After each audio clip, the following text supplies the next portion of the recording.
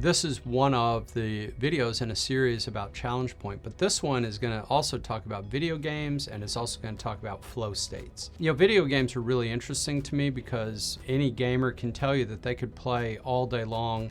They could continue to go, and they lose track of time. My son is a gamer, and if I ask him, hey Max, how long have you been playing this game? He'll tell me how many games he's played, but he has no idea how long it's been. He has moved into a flow state while he's playing the game. So for those of you who don't know, a flow state is this sort of magical place that you get into where time disappears, you're immersed in what you're doing, and ideally you're playing at a level that you just can't even imagine. It's a wonderful nirvana of skill at that point. And video games really help us to do this. Now there's some specific triggers to flow states that we'll talk about, but mostly we're going to talk about challenge point and how it relates to flow states. And we're going to start with a guy named Jesse Schell, who's a professor at Carnegie Mellon University and wrote a great book called The Art of Game Design. He also was kind enough to do an interview with me a while back, and he's a really fascinating guy. He's doing some fantastic work. We're going to talk just briefly about what he calls flow channels, and then we'll remind you about challenge point framework if you haven't seen any of the other videos. Along the y-axis is skill or ability. The higher up you go, the greater your ability or your skill. And along the x-axis is challenge or task difficulty. And essentially what Jesse Schell says is that if you match your skill level to the challenge, then you're going to create, or more likely to create, a flow state. And this flow state, as you'll see, could be anywhere along the channel where those two things are matched. I'm going to step back for just a second and tell you that there was a guy named Mihai Csikszentmihalyi who originally created the flow theory. He essentially was the first one to say if you match your challenge to your skill, that you could elicit a flow state. In fact, what we've seen since then is that it's not an exact match. You want to have actually a little bit more challenge than your skill so that you have to move up to the next level.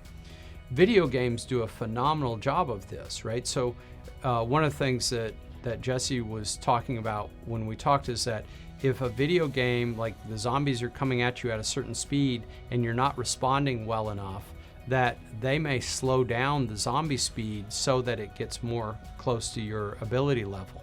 And that will get you into a flow state. And then everybody who plays video games knows once you've reached a certain level of expertise, then the game levels up and you continue to do that over and over again. I'm going to tell you in general, if we set up practice or any kind of learning that way, where we leveled up every time, we would do much, much better as far as learning. And this gets us to challenge point. I'm going to remind you of the challenge point curve. And the curve basically says that if you match your ability to your challenge, that you're going to fail sometimes because you're not going to succeed every time. It's a little bit too challenging, but you're going to be optimizing your learning.